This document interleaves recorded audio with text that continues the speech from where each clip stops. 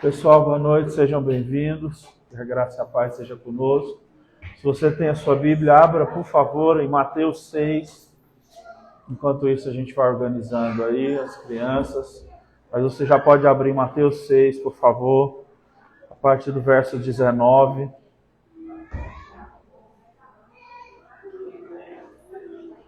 Nós vamos falar um pouco sobre disso aqui, então, que está contido em Mateus 6, 19.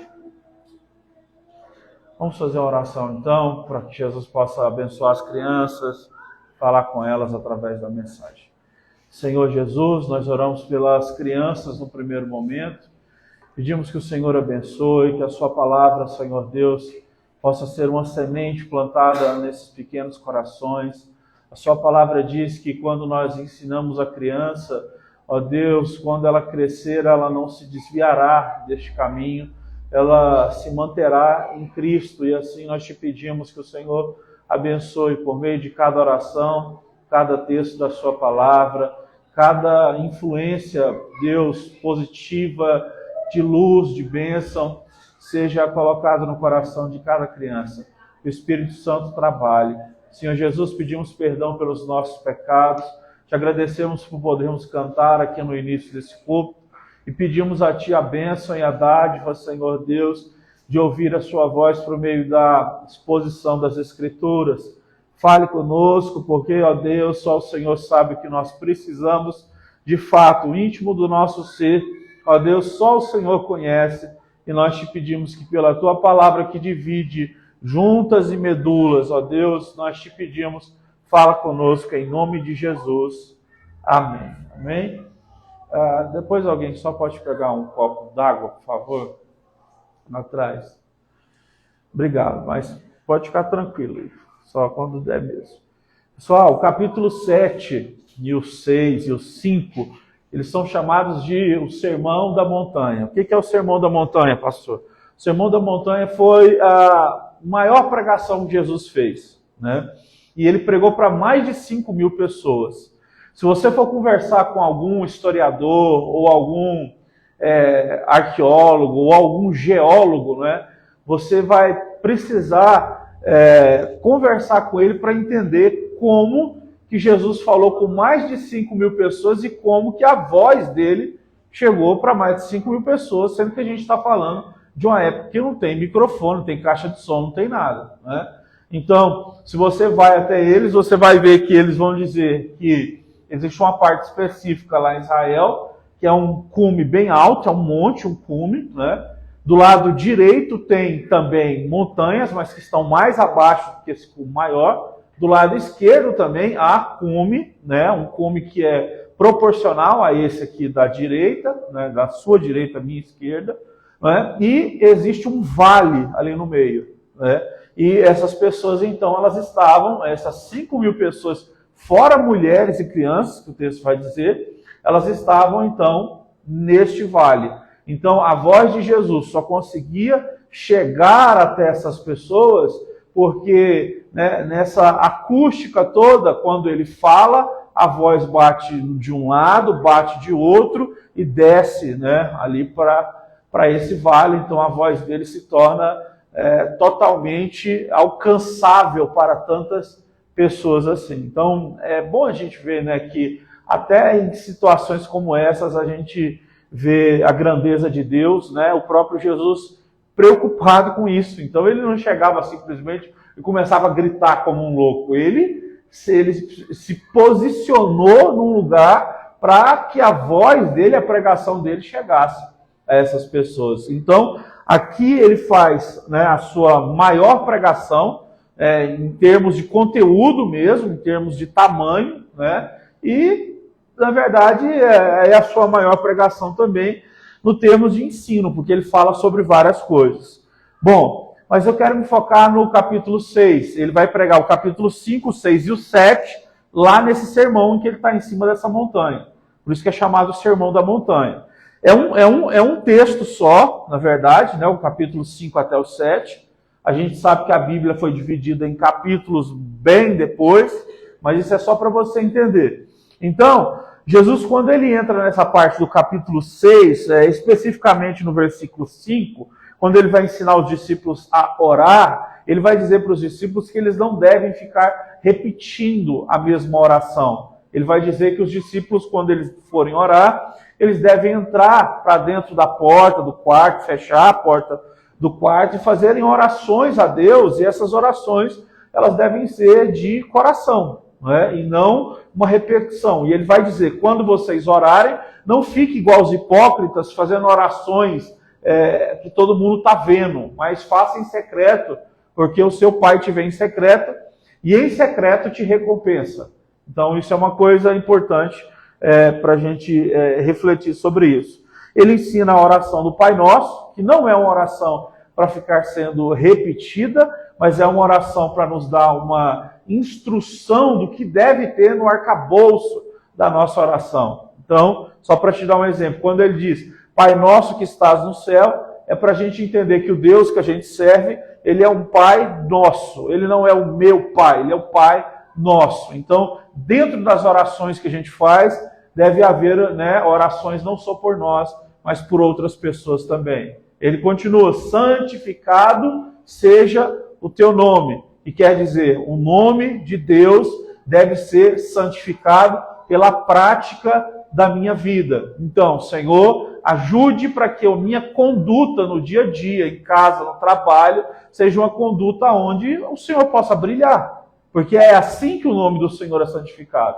Então, a oração do Pai Nosso, ela não é uma oração para a gente ficar repetindo. Ela é um modelo, né, de como nós devemos orar, certo? Então, as orações devem ser feitas dentro de um arcabouço que Jesus deixou, mas repetição nenhuma vale nada. Então, qualquer tipo de forma de tentar pagar algum preço, pagar alguma, como é que eu posso dizer, algum propósito diante de Deus, repetindo a oração do Pai Nosso várias vezes, ela não é bíblica. O próprio Jesus vai falar sobre isso, e eu só leio essa parte só para ficar claro para você, verso 6. Mas quando você orar, vá para o seu quarto, feche a porta e ore ao seu Pai que está em secreto. Então o seu Pai que vem em secreto o recompensará. E quando vocês orarem, não fique sempre repetindo a mesma coisa como fazem os pagãos.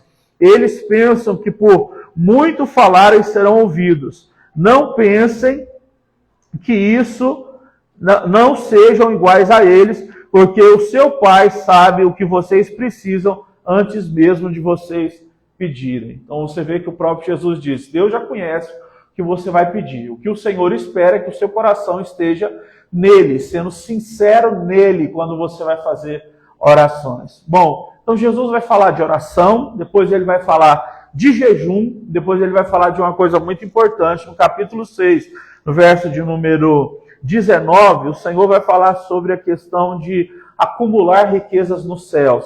E ele diz assim, não acumulem para vocês tesouro na terra, onde a traça e a ferrugem destroem, e onde os ladrões roubam e furtam. Mas acumulem para vocês tesouros nos céus, onde a traça e a ferrugem não destrói, e onde os ladrões não roubam e nem furtam. Pois onde estiver o teu tesouro, aí está o teu coração. Os olhos são a candeia do corpo, se os olhos forem bons, todo o corpo será cheio de luz, mas se forem maus, todo o corpo será cheio de trevas. Portanto, se a luz que está dentro de vocês são trevas, que tremendas trevas estão. Ninguém pode servir a dois senhores, pois odiará um e amará ao outro, ou se dedicará a um e desprezará o outro. Vocês não podem servir a Deus e ao dinheiro. Então, preste atenção. Antes de Jesus falar que a gente não pode servir a Deus e o dinheiro, ele está falando sobre oração e sobre jejum. Existem alguns métodos que o Senhor deixou para que a gente possa mortificar a nossa carne. Porque o desejo pelas coisas dessa terra está dentro de nós. Nós somos seres humanos e a nossa carne, ela milita contra o nosso espírito.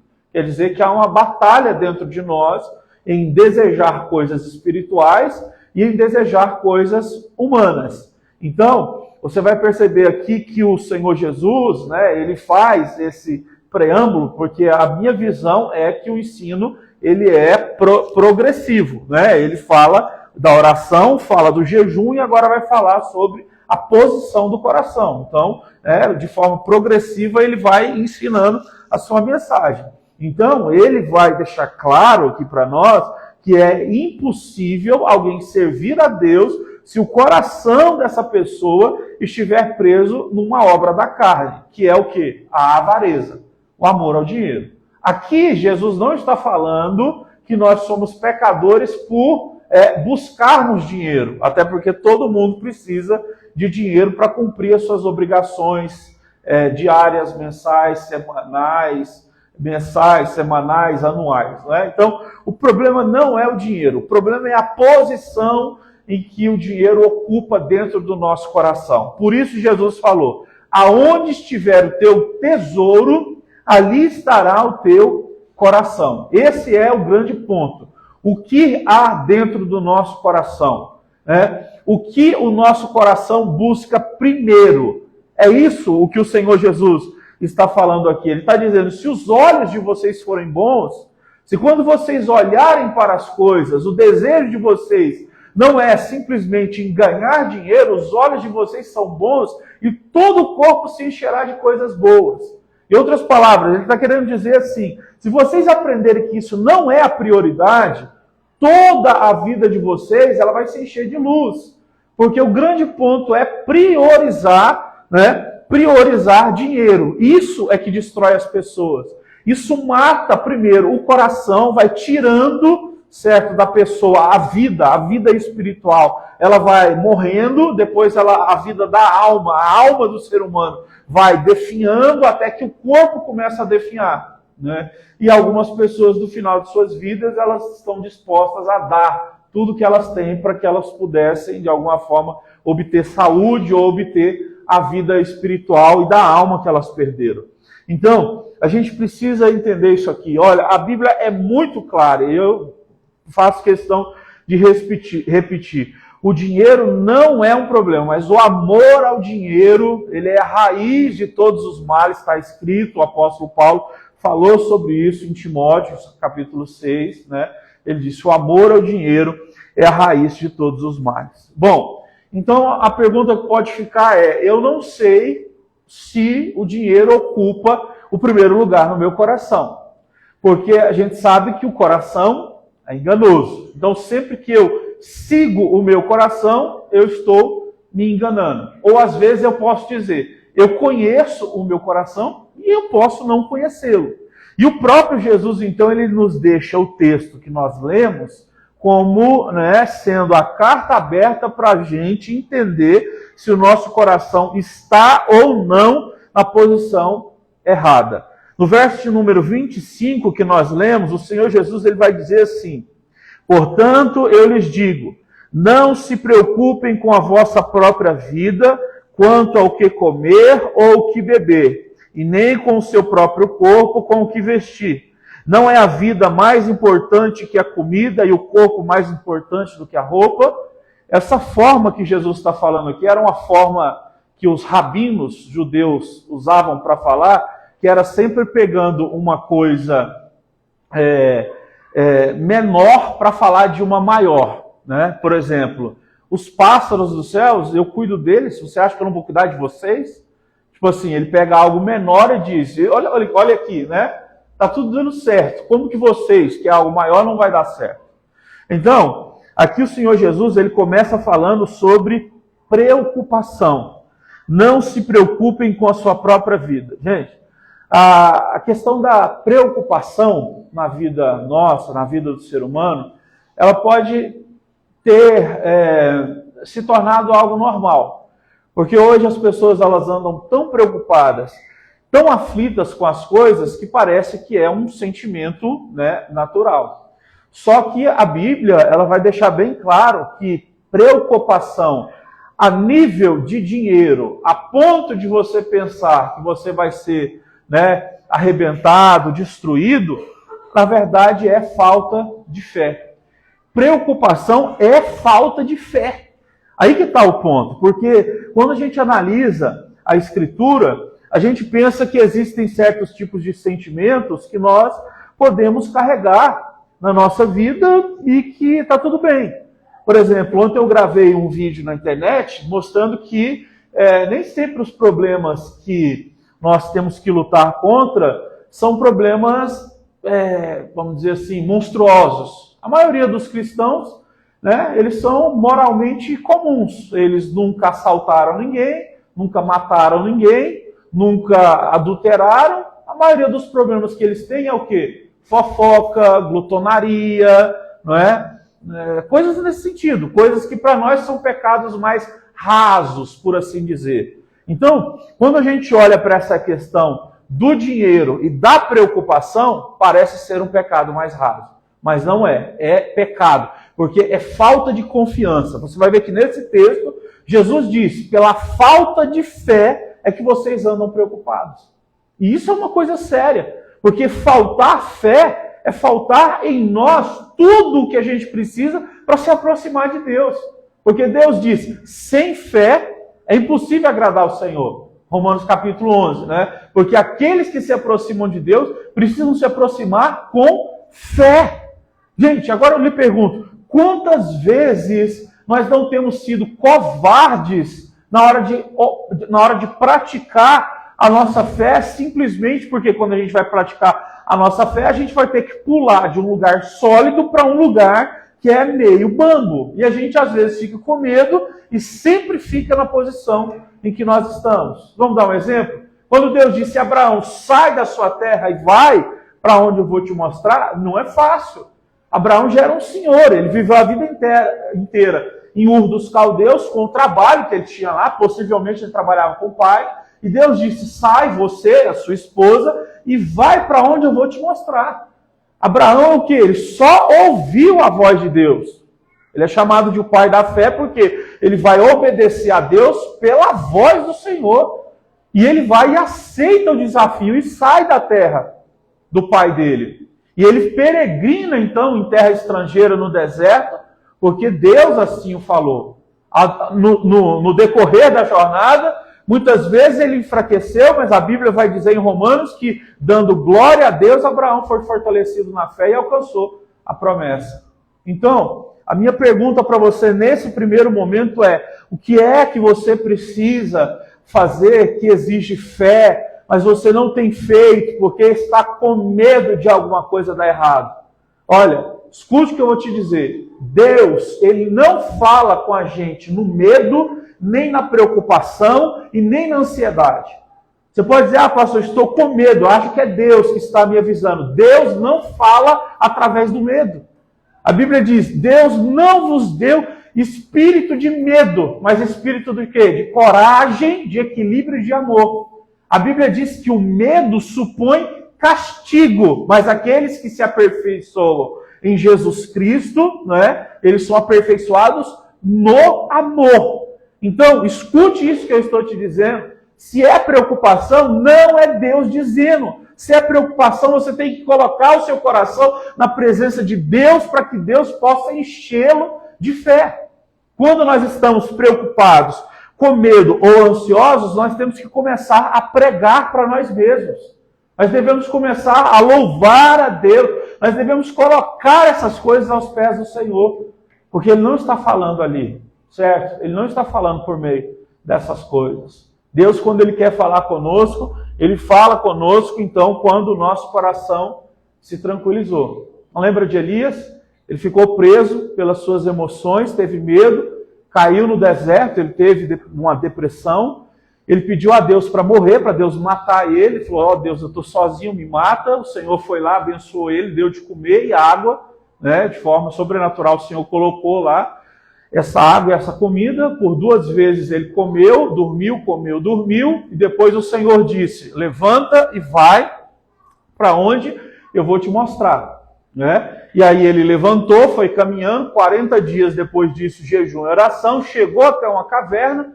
Quando ele está nessa caverna, né, ele está mais tranquilo, e ali a Bíblia diz que vem trovoadas, vem uma tempestade de fogo, e o texto diz, e Deus não estava nessas coisas.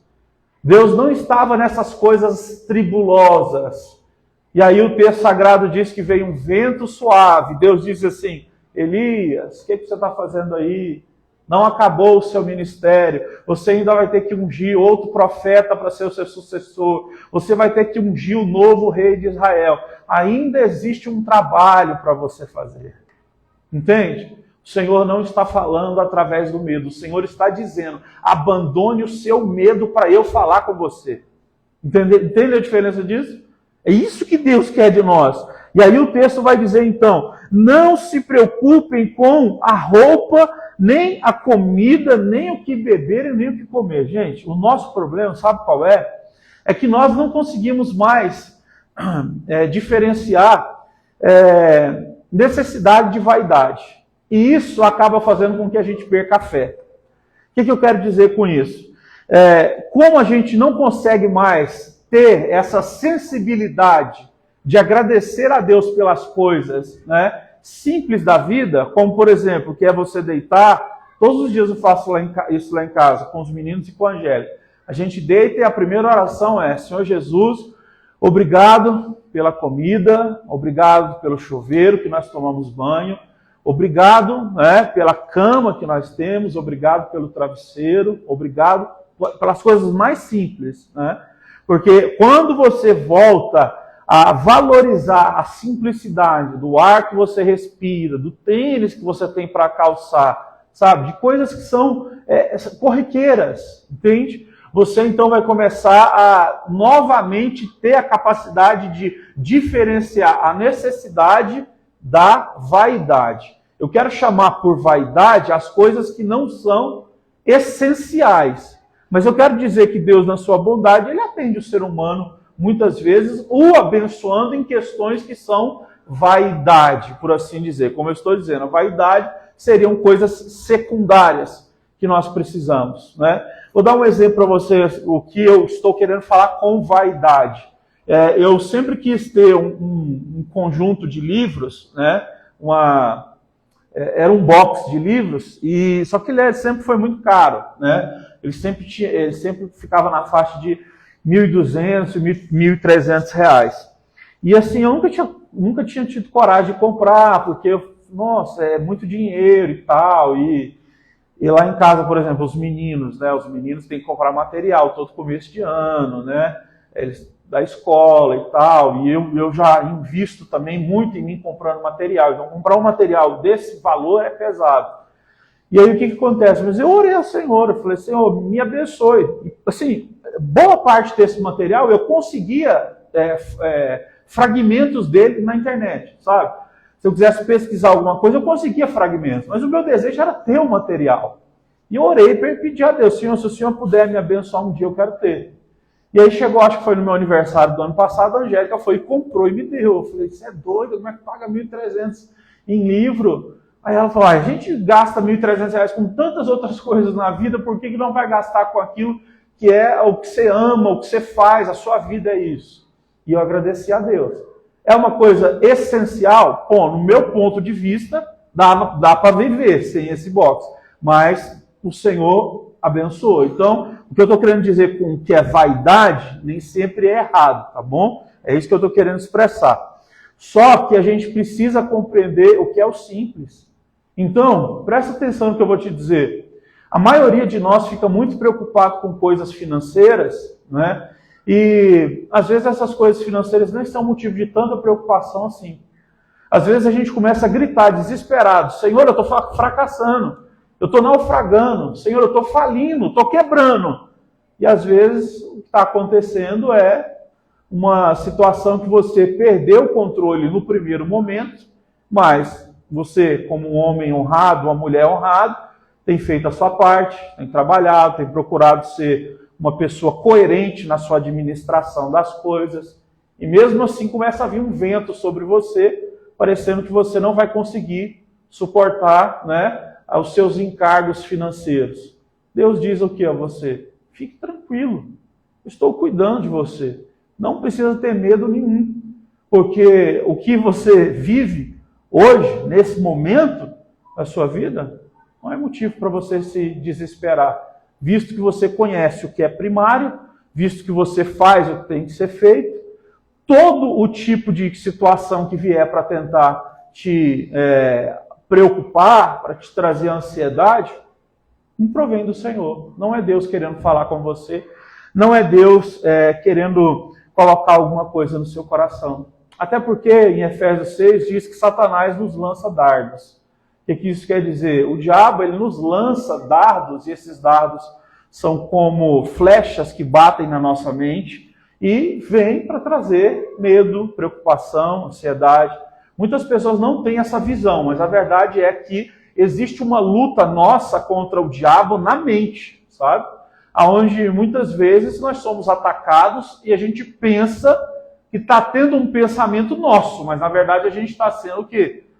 Golpeado por pensamentos que são para desestabilizar a nossa fé, tirar a nossa fé em Deus, tirar a nossa convicção do Senhor. E aí a gente não pode deixar isso acontecer. Então eu vou te dizer novamente, Deus não está falando com você através das suas preocupações.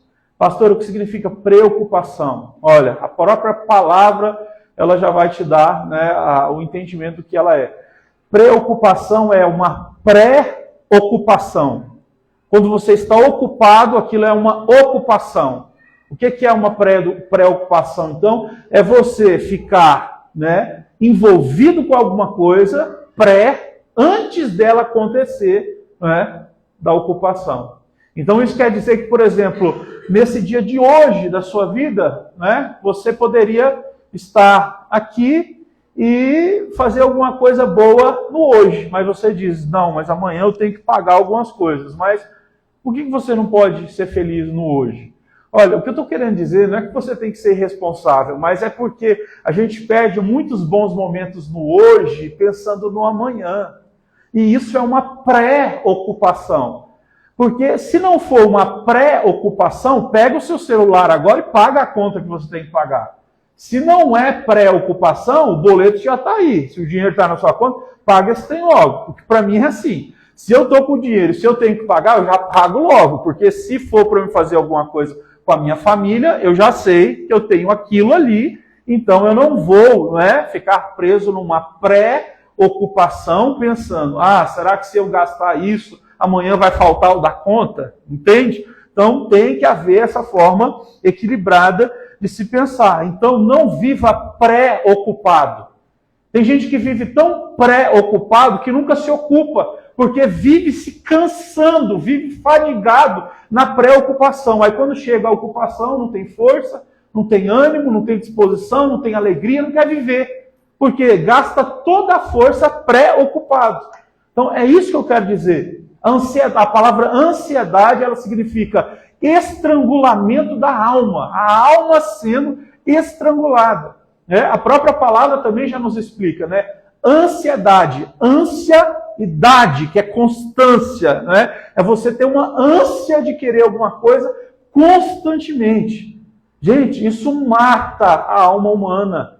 Você ter uma ânsia constante que não sai de dentro de você, de ter alguma coisa, vai acabar com as suas forças.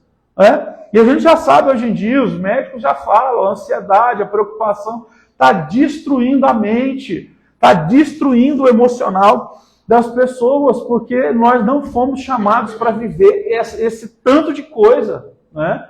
E a gente vai dizer, pastor, mas é que o mundo é moderno, hoje em dia é muitas coisas. Gente, Jesus não mudou, a palavra não mudou. O mundo mudou, Jesus não mudou. O mundo mudou, a palavra não mudou, confia nela. É isso que eu estou te dizendo, confia na palavra do Senhor, pelo menos se atreva a confiar na palavra de Deus antes de simplesmente falar, não tem como mais viver isso. Tem sim, tem como viver isso. Deus é o Senhor, Ele nos chama para viver uma vida onde nós somos livres desses sentimentos. E o verso então abaixo vai dizer o seguinte aí, verso número 26. Observe as árvores, as aves do céu, elas não semeiam e nem colhem, e nem armazenam em celeiros. Contudo, o Pai Celestial as alimenta. Não tem vocês muito mais valor do que elas? Quem de vocês, por mais que se preocupe, pode acrescentar 1 hora de vida a ela? Novamente.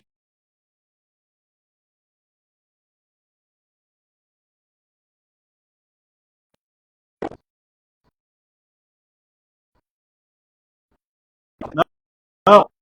Mas que eu concordo.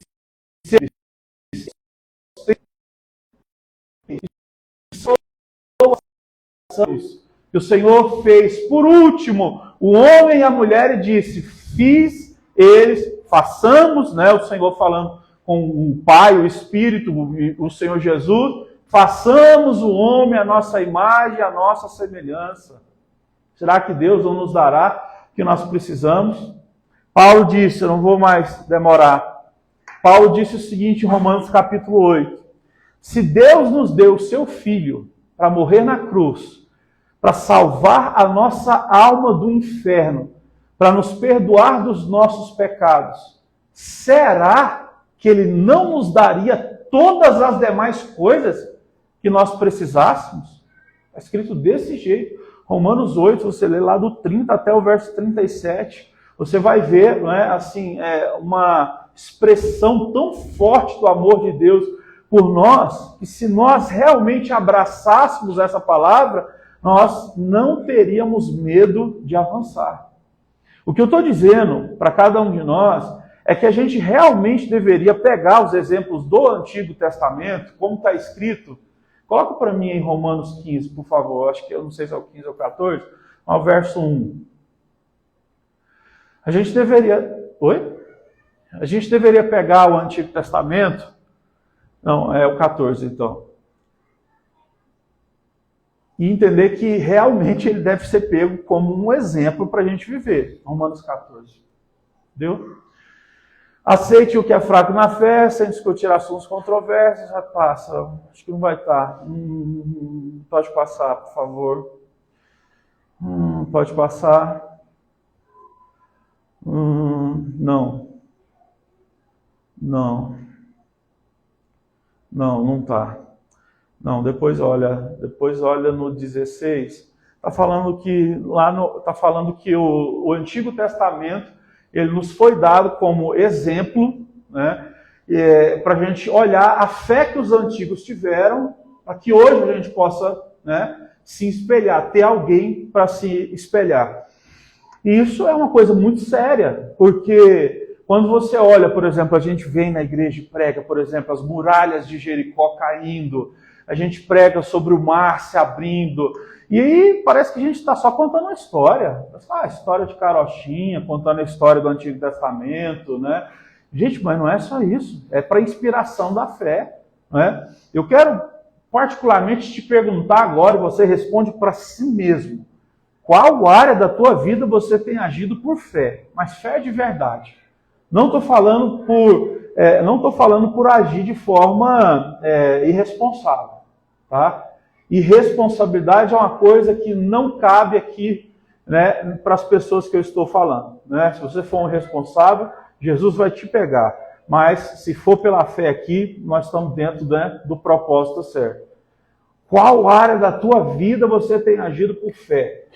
Sabe? Aquela área que você já esgotou o tempo, você já fez o que tinha que fazer nessa área, você já deu o seu máximo, já chegou no final da situação, já fez tudo o que tinha que fazer, e que assim, está claro que Deus está te direcionando para outro momento, mas você ainda não foi, sabe? 15:4, obrigado. Por favor, 15:4. Romanos, isso.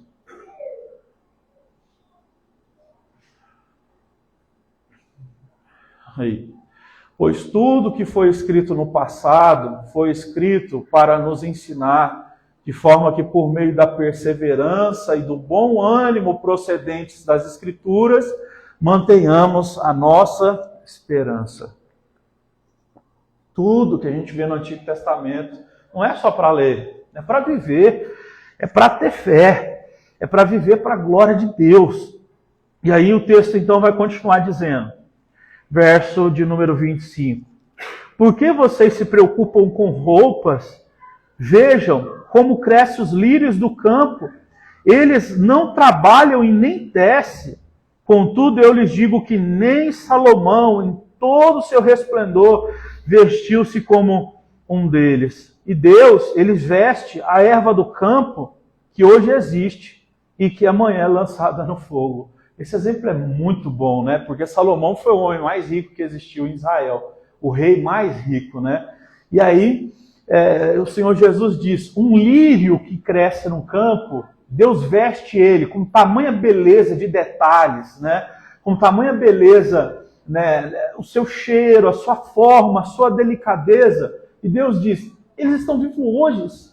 Amanhã eles podem ser arrancados e lançados no fogo. Ou amanhã o próprio sol pode matar eles, dependendo da sua intensidade. Aí Deus diz, se o Senhor se preocupa em colocar uma beleza, uma perfeição tão grande em algo que vai durar um dia, quanto mais na vida de vocês. Olha o amor de Deus sendo expresso por nós nos detalhes. Né? É igual quando a Bíblia diz que o Senhor tem os fios de cabelo da nossa cabeça todos contados. Todos.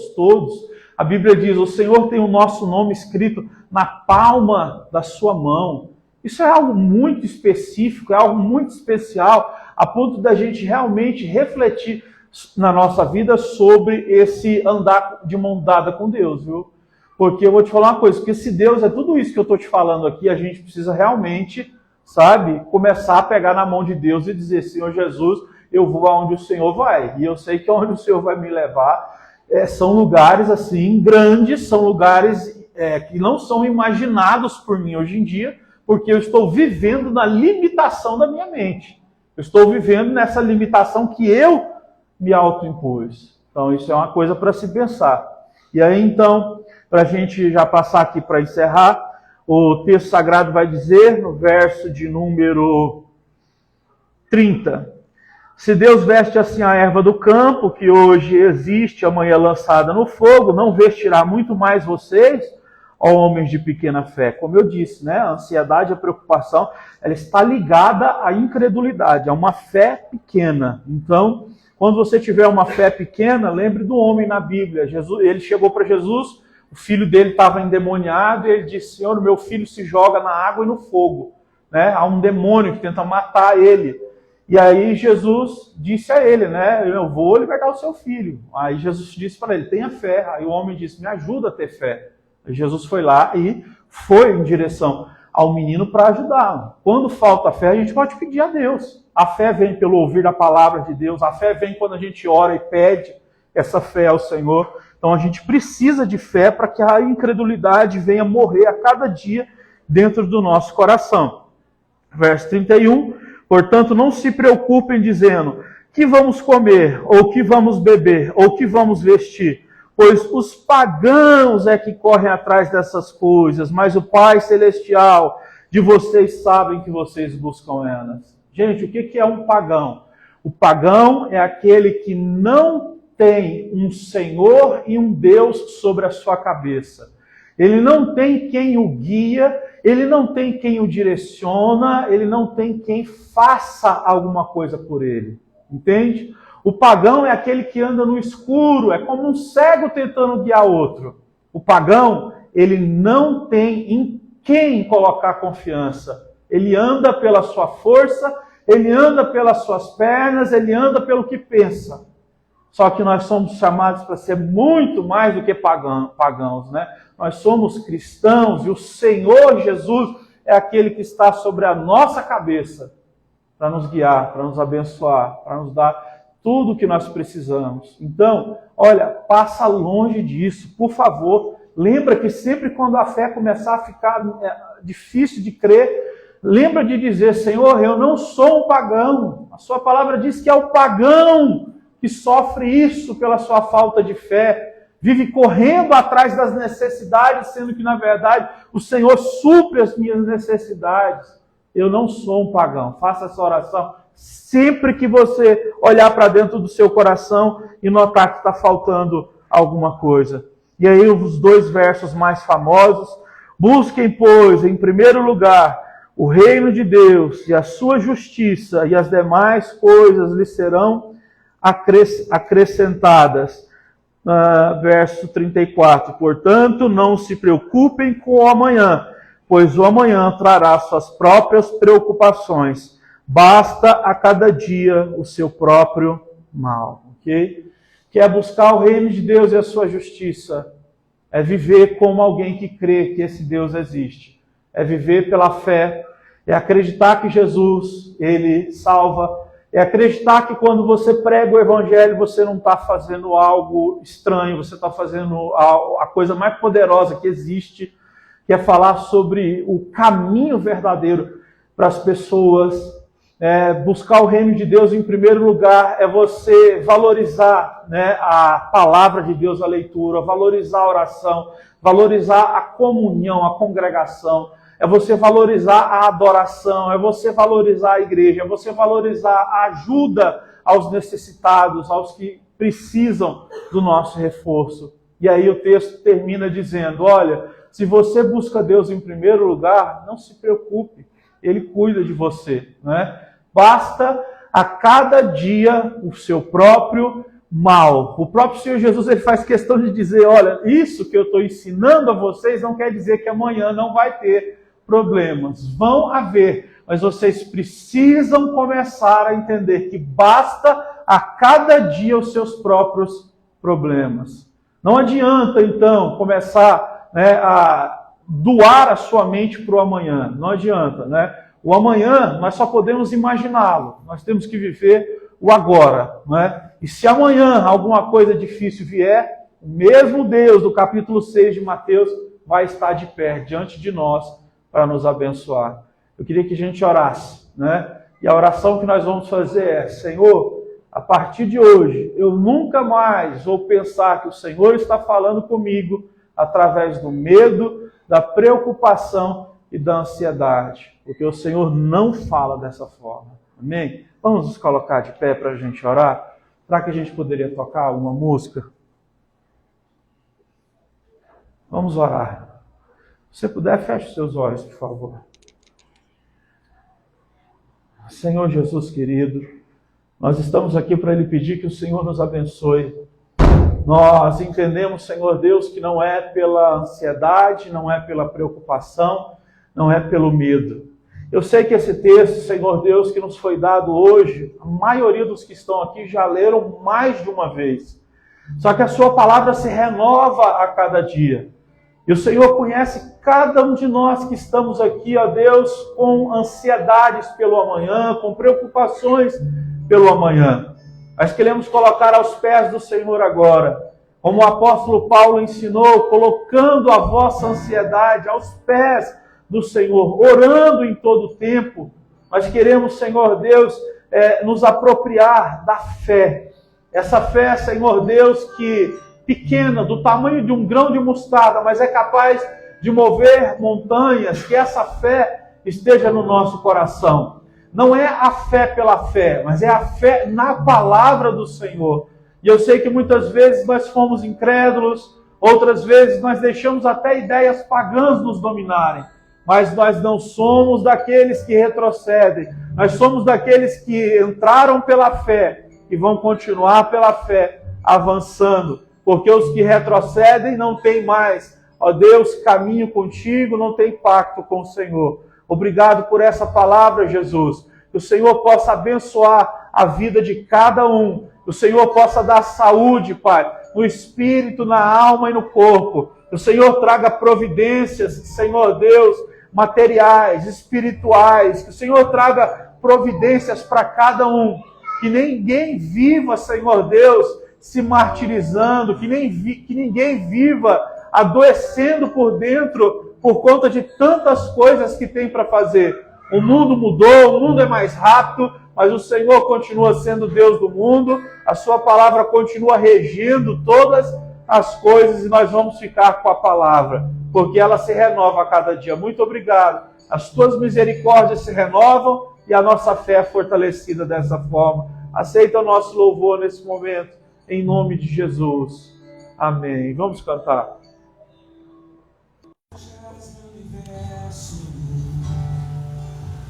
Quero dar-te só um pouco do meu tempo. Quero dar-te um dia apenas da semana. Que sejas meu universo. Quero dar-te as palavras como gotas. Quero que saiam de luz e bênçãos da minha boca. Que sejas meu universo. Que sejas tudo o que sinto e o que penso. Que de manhã seja o primeiro pensamento e a luz em minha janela. Que sejas meu universo. Que enchas cada um dos meus pensamentos. A tua presença e o teu poder seja o alimento. Jesus, este é o meu desejo. Que sejas meu universo. Quero dar-te só uma parte dos meus anos. Te quero dono do meu tempo e dos meus planos. Que sejas meu universo. Não quero a minha vontade, quero dar-te.